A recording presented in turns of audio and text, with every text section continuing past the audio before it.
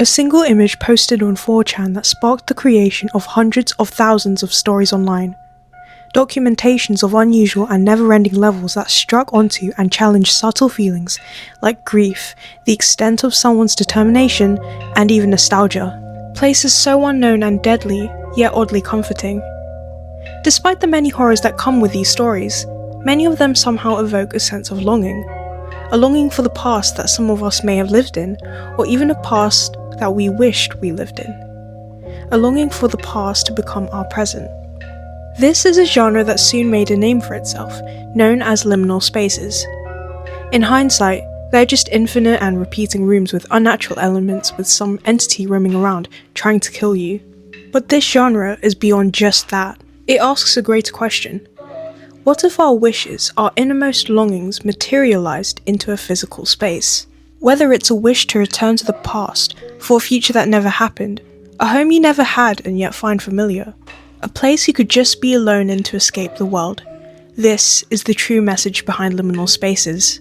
Just as these stories involve the characters moving around the physical manifestation of these wishes and finding a way to escape these places, they really represent how we, in reality, can sometimes fail to acknowledge these wishes.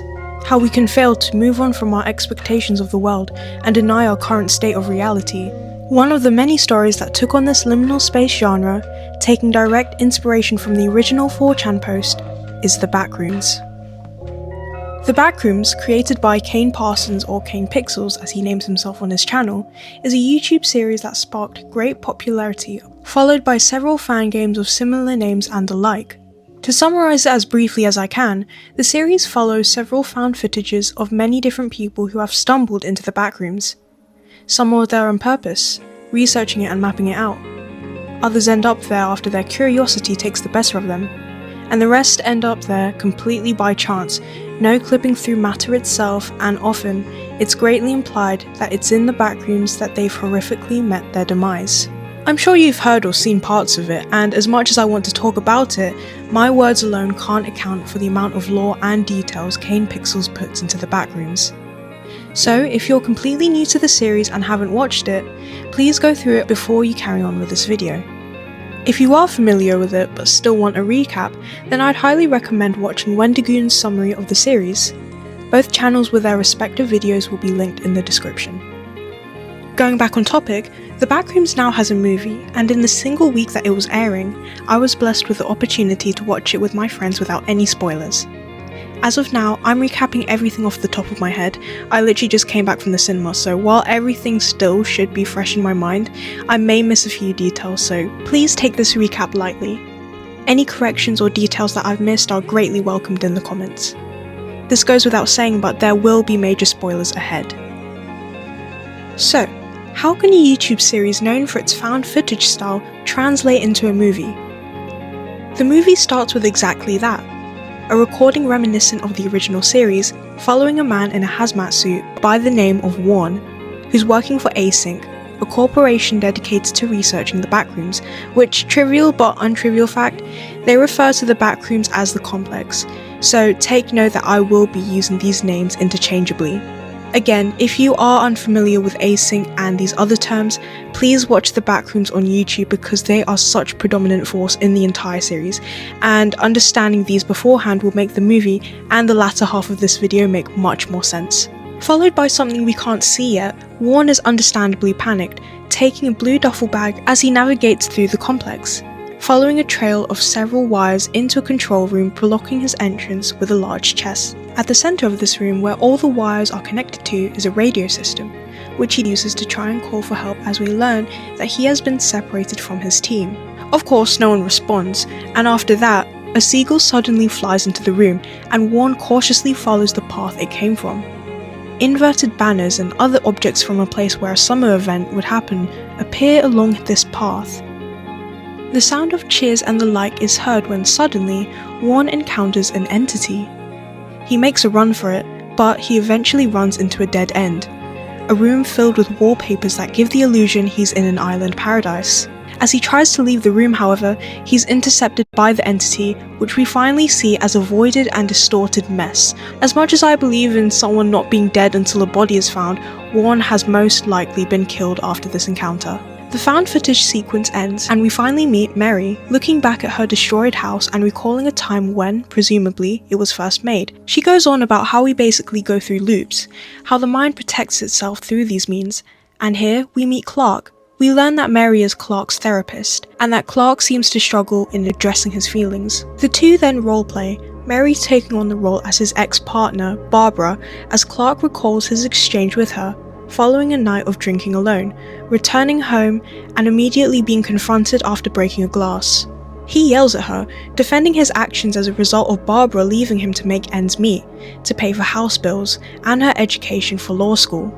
We also learn that he wants to be an architect and that he believes he is one, but is left to manage a rundown furniture store as a result of these burdens. After the emotional exchange, we follow Clark's mundane everyday, and we get to see the furniture store he runs. Outside the entrance is graffiti labeling his store as a ripoff, and right off the bat, we see the inside of the furniture store is completely liminal, an abnormally tall ceiling that takes up the majority of the store with nothing but industrial lights and banners occupying it. The whirring lights providing the only source of noise throughout the enormous space to really nail down the eeriness. The floor filled with spaced out armchairs, stools, beds, cabinets that occupies less than a quarter of the overall space. A mannequin dressed as a pirate in the center to act as the store's mascot, and right in the middle of the first third of the building is stairs going down, where the store extends underground, which literally reflects the typical office you'd see in a liminal space post.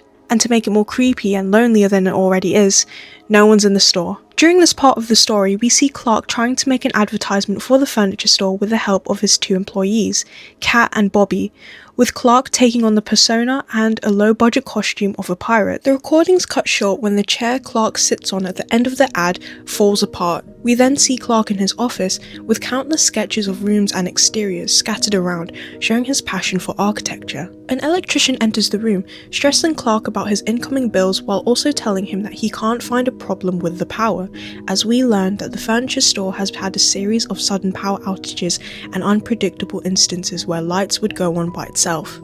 Clark takes the electrician downstairs to the breaker, which obviously doesn't work, but also has some misplaced switches right at the bottom of the panel that Clark admits he's never seen before. We then see some instances where the power acts abnormally, like how the TV shuts off while Clark is watching it, or when the lights go on by itself while he's spending the night in the store, which we can presume is where he now lives, following the argument with Barbara. During one of these occasions, when the lights shut off throughout the entire building, Clark of course gets fed up and goes to the breaker himself, trying what he can to get the power sorted. But still left in the darkness, he notices a thin strip of light seeping unnaturally through the wall, and when he investigates it, his hand goes right through, and before you know it, he's in the back rooms. After a while of double checking that what he's seeing and what he's done just to phase through the wall are real, he proceeds through the complex, seeing a stack of furniture, some of which are fused together, while other parts of them have fallen into the floor like cement. Along this exploration, he finds an inverted stop sign, a door extending the complex, and a dark corridor, where he hears several voices speaking in different languages. The source of these voices is some kind of record player, with wires stemming from it, attached to a cardboard cutout of a caveman, which does in fact make an appearance in the YouTube series. He follows the wires into a boxed-in room with a camera at the centre, the wires going through a wooden panel in the wall but is unable to open. On the adjacent wall is something sticking out of a square crevice, which he rips apart to find a small tunnel into another room, and the duffel bag from the beginning of the movie. We don't really see what's inside of the duffel bag apart from Warren's ID, when Clark decides to go through the tunnel, finding himself in another bizarre room with boots and shoes fused into the ground, a giant plastic throne, and with it, a parrot plushie, both of which we've seen make an appearance in Clark's ad. And finally, at the back of the room is a hatch with 3 handles, accessible from a steep incline. He suddenly hears something shuffling towards him, and he escapes the room through this hatch, finding his way back to the entrance of the complex and phasing back into his furniture store. A brief scene plays out of a scientist from Async, spotting Clark on the camera inside the complex. On Clark's next therapy session with Mary, he tells her about what he saw, even pulling out a map he drew from memory. Of course, Mary questions him, and as a plus from his erratic behaviour, she asks if he's been drinking. Clark leaves the session early, promising her that he'll be back with proof, to which he gets Bobby and Kat to go with him into the backrooms to record their exploration. From here, we go back to the iconic found footage format with Bobby holding the camera.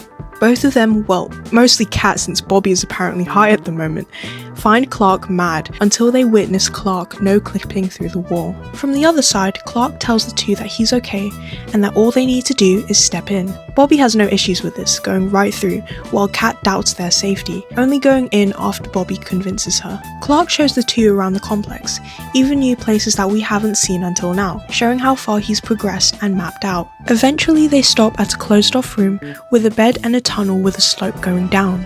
Clark convinces Bobby, as the cameraman, to go down the tunnel and record what he finds, attaching a rope to him to pull him up in case anything happens. Reaching the bottom of the tunnel is a room that has been flipped sideways, the ceiling panels and the floor acting as opposing walls. Bobby finds mountains of clothes dumped around the room, one of which belongs to him, a shirt we last saw him wearing when he was recording the advertisement. Something starts making its way towards him, to which he runs straight for the tunnel and is pulled up by Clark and Kat. The camera is taken off of him and placed onto the bed as we see that the knot around him has been done too tightly, but as Bob and eventually Clark tries to remove it, the excess rope still in the tunnel pulls him down, and with the rope being attached to the bed as an anchor point, the bed is dragged in with Bobby, pushing Clark and Kat down the slope and into the room. They find a heavy trail of Bobby's blood as his limp body is pulled into a sideways door. Kat runs after him while Clark diverts into the ceiling panelled wall to get away, into an unknown part of the complex. In one of the rooms that seems to be a dead end, Clark places the camera down as he hears Kat through the wall, who can somehow see him. While Clark is figuring out what's going on, the camera is suddenly lifted up to the ceiling, and the found footage sequence ends as Kat screams that something is behind him. We now take a look into Mary's past, the exit to her house blocked by some furnishings, and the windows plastered with newspapers. The young and bored Mary tries to look outside, but as she's about to open the window, her mother suddenly appears behind her, paranoid. The blocked exit is suddenly destroyed, and the present Mary wakes up, looking at her bedside table. Here we find a piece of cement with one of the handprints she and her mother left at the beginning of the movie, although the handprint is shown to be inverted, pulling up the cement instead.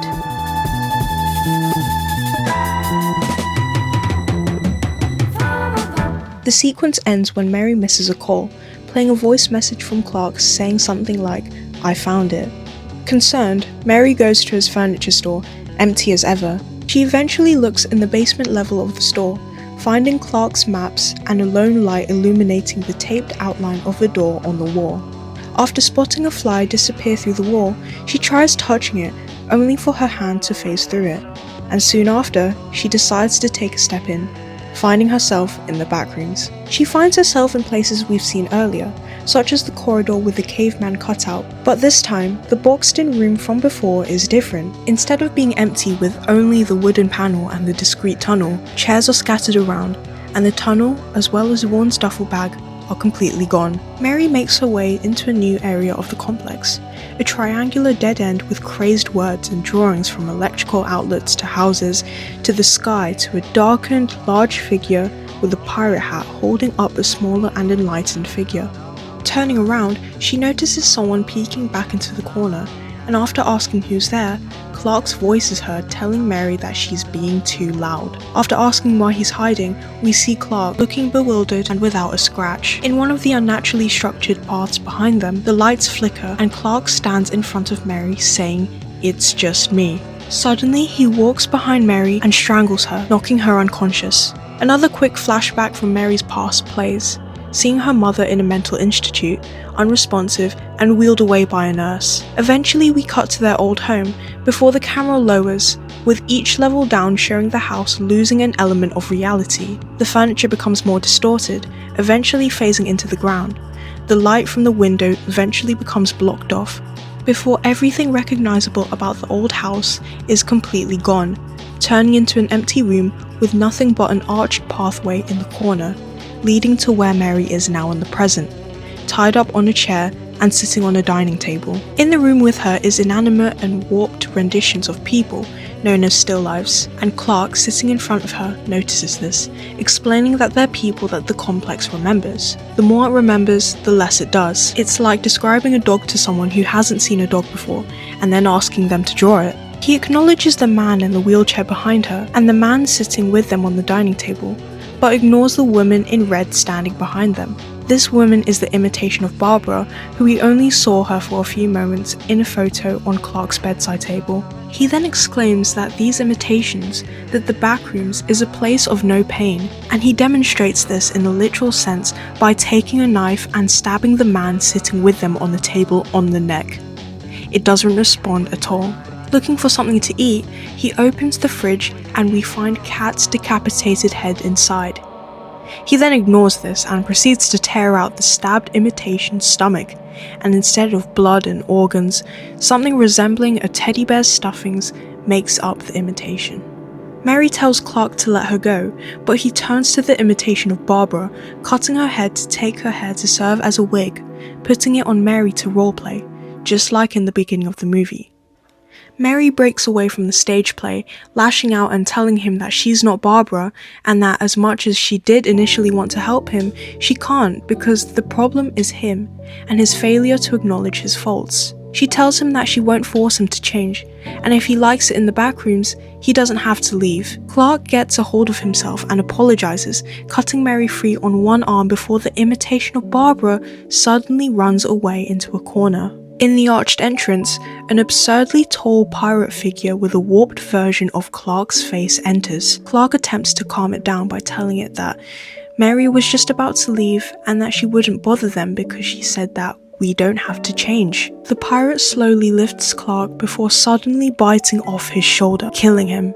It's during this that Mary manages to break free and make a run for it. Obviously, the pirate chases after her, and she finds herself back in Clark's furniture store, except the outside has been completely walled in. She's still in the Backrooms. Injured during the chase, she ends up holding down the fort, managing to break the pirate's wooden leg to prevent it from walking normally. It's during the scuffle that she ends up bumping into the same caveman cutout with the device attached to it from before, which triggers an alarm and causes gas to fill the entire space, knocking her out for a few moments. She manages to regain consciousness just in time as the pirate crawls up to her, and as a last resort, she takes out the piece of cement with the handprints on it from her pocket and uses it to get the entity off of her, shattering the cement in the process. This gives her time to get into a hidden crevice in the corner of the store that extends into a room with wallpapers resembling an island paradise, the same one that Warren died in. Suddenly, 3 people in hazmat suits make an appearance, initially trying to get her away from them before they see the pirate trying to reach out from behind, to which they ultimately decide to leave the complex and bring her with them. And if you're familiar with the original Backrooms, you'll recognize that the place they exit from is the threshold. Several x-rays are taken, presumably belonging to Mary, as she's guided through an institute by scientific professionals. In one of the rooms she passes by, she catches a brief glimpse of the pirate entity, unresponsive and wrapped in plastic. Mary is instructed to wait inside an interrogation room of some sort, with 2 sets of windows, one looking outside and the other looking into a dark room that captures the room's reflections, which I'm presuming is a one-way window. The scientist from those 2 brief scenes very early in the movie makes an appearance. His name is Phil. Phil questions her about what he saw, showing some photos for her to confirm, one of which capturing Clark standing with the pirate, the majority of its figure redacted. Mary refused to answer any more questions, asking what this corporation is and what will happen to her. Phil looks into the one-way glass before reluctantly telling her that the company he works for, this institute, is Async. He describes its history, formerly developing MRI machines until they discovered the complex. From then on, Async have been researching as much as they can about it, with one key point of the research being why more doors to the Backrooms are opening. Mary phrases the Backrooms as describing a dog to someone who's never seen one, and then asking them to draw it, repeating what Clark said in the dining room scene. The rest of Phil's description is muffled as Mary seemingly zones out, as we see parts of key environments that we can safely assume are from reality, such as Mary's childhood home to even Async's interrogation room, are copied into the Backrooms. We also see several missing posters of Bobby and Kat, plastered onto electrical posts. It's here when we see this copy of the interrogation room with the one-way windows leading into the typical liminal office spaces, that Mary is sitting there all alone, and the film ends as we see Mary's face, except it isn't Mary. Just like the things we saw with Clark, with warped and duplicated faces, this Mary is just a still life. Future Guy 2's here, so you may be wondering, why did the video take this long to come out? By the time this releases, the movie's been out for ages and everyone's already done their own reviews of it. Well, I'll let you know that I rewatched the movie. Yep, a few weeks after the initial cinema release, the movie premiered again, this time featuring an extra post-credits scene. A lot of extra information that you've seen on the screen over my voiceovers are key stuff that I forgot when I was first recording. So before I get into my thoughts and theories, here's everything that happened in the extras. The post-credit scene is entirely found footage, including a lot of aspects typical of the Backrooms YouTube series and analog horror in general as well. Here we take on the perspective of Warren the day before his death, all the way from the beginning of the movie on the 18th of June 1990. Warren, alongside two other async researchers, explore the complex and take photos of any key structures such as doors, eventually finding a room filled with banners from Clark's furniture store. They notice a pattern with these banners. Each of them are direct copies of one another in a straight line. But as you go down each banner, they appear smaller and are seen to phase lower and lower into the ground. Assuming that this pattern continues, they find a fourth banner that fits these trends beyond the wall, where they also find a mannequin from Clark's store.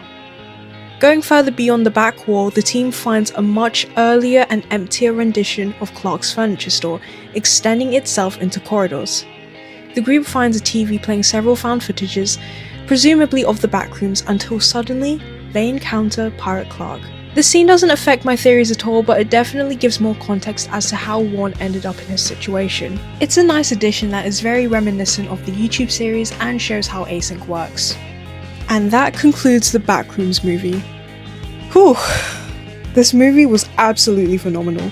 From the real set pieces used to depict the Backrooms and its entities, to the acting, to the composition of the shots, everything was just spectacular. Going into composition specifically, I really loved how most of these shots were either perfectly balanced or so disproportional between the set pieces, the actors and the negative space. It really nailed down that lingering feeling of uncertainty, highlighting the Backrooms' almost perfect depictions of real-life elements. I also loved how the movie called back to some key points of the original YouTube series, from how it included the found footage to pretty much always record the cameraman's demise, to including familiar places like the Threshold and the original 4chan post that led to the first Backrooms. The characters we followed also complemented the themes and the overall vibe of the franchise. They weren't heroic archetypes, they weren't know-it-alls, they were just ordinary people who didn't know anything about the Backrooms, just as much as it didn't know about them. I think another thing that really sold the movie was just the fact that you could watch it blind. Somewhere in Wendy Goon's video that I mentioned earlier in this video, he interviewed Kane Pixels. And one thing he did say about the Backrooms movie was that while you can watch it without knowing anything about the YouTube series, the movie is also a continuation of it. The movie leaves you with a lot of questions, indiscriminate of whether or not you are familiar with the plot already. But one thing it has answered is what the Backrooms revolves around: memories. Or something along the lines of that. The more it remembers, the less it does. The movie is also the first clear appearance of still lives, the faulty replicas of people. In the Backrooms series on YouTube, they've only been seen as a quick blur in Found Footage 3. So that makes me ask, over time, will the Backrooms be capable of replicating human life? And if so, is it possible for the complex, as a whole, to develop intelligence and consciousness? It's just something to think on. I can go over this concept for hours, but I'm not going to torture you guys with that. On that note, let's take a closer analysis of this movie. What can we learn from these scenes? And how does it link to the Backrooms franchise as a whole? Again, this goes without saying, but everything I'm about to mention is not concrete, and is very open to interpretation. The first thing I want to discuss is the movement of time in the Backrooms. To put it shortly, the YouTube series includes several instances of time jumps. One example is in the very first video, where we can see that the recording starts on the 4th of July 1991, but after the camera no-clips back into reality in the ending of found footage, the description implies that it was retrieved on the 23rd of September 1996. That's just over 5 years gone in the real world, when the footage itself only lasted for 9 minutes. The movie itself includes a lot of time inconsistencies that are pretty hard to spot and a lot harder to make sense of. The more tangible ones involve Clark, so let's start with a couple of his scenes. The first instance of a possible time inconsistency occurs during the furniture store's advertisement. In the scene where Bobby's filming Clark in the pirate costume, they never completed it because of how the chair Clark sat on for the last portion of the ad had broke. Then, in a later scene when Phil was at home watching a movie with his family, the ad somehow got fully edited and sent off to air. Even if they did cut off the failed part of the ad, the times just don't match up. There's also the voice message with Clark's voice that brought Mary to the Backrooms in the first place. Let's break down this timeline. The last time we saw Clark before this was during the found footage segment, where the camera was lifted up high and when Kat was screaming to Clark that something's behind him. The entity behind Clark had to have been the pirate, and we can piece together that it's around this time that it killed Kat but left Clark alone. The pirate seemed very agitated when Mary appeared, seemingly wanting Clark to stay in the Backrooms without any contact from any elements of reality. If that's the case, then how did the voice message come to be? After the found footage ended and after Kat's death, surely it didn't just allow Clark to go back to the furniture store to send a voice message to Mary. Next up is when Mary finds the mural on the wall, notably with the large blackened painting of a pirate holding up a smaller enlightened figure. We can presume that this was made by Clark, suggesting that he's been in the Backrooms long enough to draw this and to think of the pirate entity as some kind of saviour. When Mary does find Clark, he's very aware of what's going on, telling her that she's being too loud and approaching the flickering lights saying it's just me, which we can assume that he knew it was the pirate causing the lights to act out. With all of that in mind, including the scene where he just brutalizes the humanoid imitations in the dining room, praising that they feel no pain and no fear, it's obvious that somehow in the few days that have passed in the real world, Clark may have experienced weeks or even months in the complex. So where on earth does that place Mary on the timeline? When Mary was found by the async researchers and was taken out of the complex, how far backwards or forwards in time did she jump in the real world? Even though he had a really short screen time and barely any impact to the actual film, Warren's scenes definitely calls for a lot of questions. Going through his found footage sequence again, I noticed that the entity that was chasing him was in fact Pirate Clark. So then when exactly was Pirate Clark made? There's no way anyone can answer this logically, but this does further prove the existence of the convoluted timeline, especially for people who aren't familiar with this concept from the series. Mental health, trauma, and the build-up of denial are very prominent themes in the movie. Mary, despite being a therapist who preaches about opening a window to move on and live your best life, continues to be tormented by her past with her paranoid mother who physically didn't allow her to leave home as a child, let alone open a window. I think that the piece of cement with her or her mother's handprint on it symbolized how she hasn't let go of the past or made her peace with it, and the fact that she had to use it to save herself from the pirate, to me, kind of felt as if in that instance, Mary was finally allowed to open a window and forge a new path, breaking the cement in the process and allowing her to survive the encounter. The constant sound and appearance of wind chimes are a very minor yet significant detail as well that links to Mary's trauma. These chimes can be heard all the way in the beginning of the movie during Warren's found footage, during Mary's flashback as she tries to look through the window, and when she discovers the Backrooms for the first time. The scene alone of when Mary goes into the complex for the first time, to me, is a direct parallel to her flashback scene, curious about what lies beyond as the chimes echo, and looking back in fear of her mother's presence. Clark is a very interesting display of these themes, and I believe that despite his abrupt demise, it's why we follow his perspective throughout most of the film, needing Mary's counselling to understand how he can move on from getting kicked out of his own home by his ex-partner and having nothing left in his name apart from his failing furniture store. Clark is quickly introduced as someone who is extremely frustrated with his current circumstances, and from the roleplay he and Mary did in the counselling session and in the dining room scene, this frustration is built up into bitter anger and resentment against Barbara. Upon first learning about the Backrooms, it immediately became an obsession for him. He finally had a place to go and look forward to, and he literally tells Mary this in the dining room scene that, "I feel like I'm right where I'm supposed to be." He could have reported it, he could have stopped going there, and yet he went back enough times to map a large amount of the complex by memory. In turn, it's gotten to the point where the Backrooms has modelled itself around several parts of Clark's life to such accuracy, like the one-to-one replica of his furniture store Mary finds. The complex has returned his obsession with an almost perfect replica of his former life. Loops are also a reoccurring idea that goes hand in hand with my discussion of mental health. Mary still finds herself thinking back to her past while simultaneously trying to help people move on to their future. And Clark goes back on his therapy sessions, succumbing to his unhealthy habits and ultimately dying to the manifestation of them. It's also shown in the smaller things too, like the dialogue. It's just the way we're wired. Open the window. Both main characters repeat each other's previous dialogue. And yes, while it's used in the context of their situations, I think it's purposeful in the sense that both of them are repeating the past, which complements the concepts of the backrooms and liminal spaces as a whole. Something else I find symbolic is the existence of the pirate, Clark's disturbing still life. Taking a moment to just look at his design from an artistic standpoint, unlike the other still lives we've seen, Pirate Clark is enormous. And most importantly, it's wearing everything that Clark wore to film the commercial, the same outfit on the store's mannequin or mascot, if you will. From these elements alone, I believe that this pirate still life is a mockery to Clark, a representation of what his mundane life turned him into, a man with nothing left, apart from his furniture store. Its huge stature alone further labels Clark as a man remembered as nothing but some pirate from a cheap commercial on the TV. Looking into the imitation's behaviour, it seems to coerce Clark into staying alone, only relying on whatever the Backrooms has to offer. And even after Clark tells him that he's letting Mary go since she won't bother them anymore, that she agrees that Clark doesn't have to change it and he can stay in the Backrooms for as long as he wants, the pirate still kills him regardless. And in a sense, I think that this represents his insanity, his fears and his doubts getting the better of him. His unwillingness to change and accept himself and move forward is what led to his brutal death.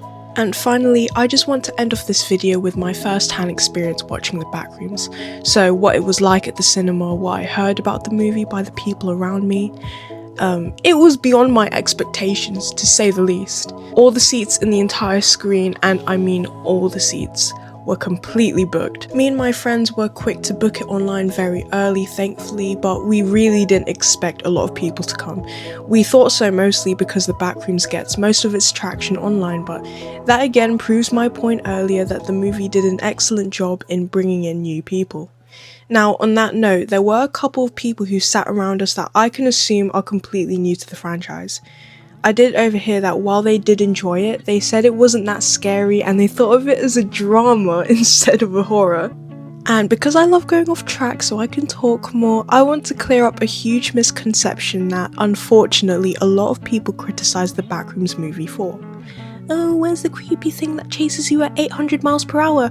Oh, where's the Gary's Mod type of physics? Why can't the main characters equip 20 bazookas and one-shot Pirate Clark and live happily ever after?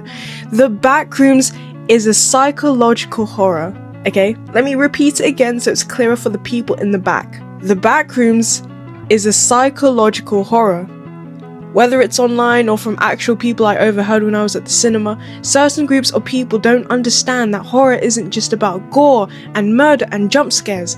Yes, the Backrooms includes deaths, and yes, the movie does have a couple of jump scares here and there. But like what I mentioned before, the Backrooms is described as a place that remembers things and tries to replicate them. Additionally, the entire franchise is based off the liminal space genre, which, once again, as I've mentioned all the way in the start of the video, is based on the concept, the idea of your desires becoming a literal physical space. The horror behind liminal spaces, behind the Backrooms, begins with you.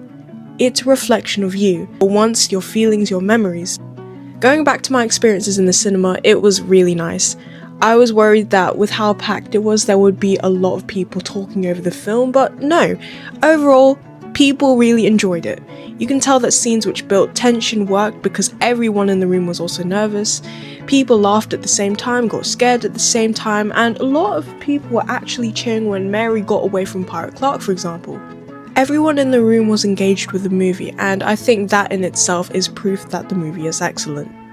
It's something new, and I hope that the movie industry takes note and gives small internet creators with big and original ideas a chance. Kane Parsons has proved himself with one movie that with actual work, effort and dedication, you can make a movie worth hundreds of millions that people, familiar to the series or not, will love. Another movie that proved this point is Obsession, which is another hit movie that released basically at the same time as The Backrooms. It was directed by Curry Barker, who also started his career on YouTube and earned millions in the box office despite its significantly lower budget. Like The Backrooms, it's such an amazing psychological horror that I really recommend you watching if you haven't already. And to end it all off, yes, this is my first ever movie review / summary / analysis, whatever you want to call it. The Backrooms has always been a huge inspiration for me and my passion project, Another Unknown, in many ways, whether it's the concept of the Backrooms itself or the passion Kane Parsons puts into his work to make it a reality. If you want more content like this, then please, by all means, let me know. If you want to support me and my passion project, then I would appreciate a subscribe to this channel, a commission on VGen, or even becoming a member on my Patreon. Every bit of your support means the world to me, and yeah, I'm gonna keep yapping on. I'm gonna end off here. Take care of yourselves, and I'll see you next time. Peace!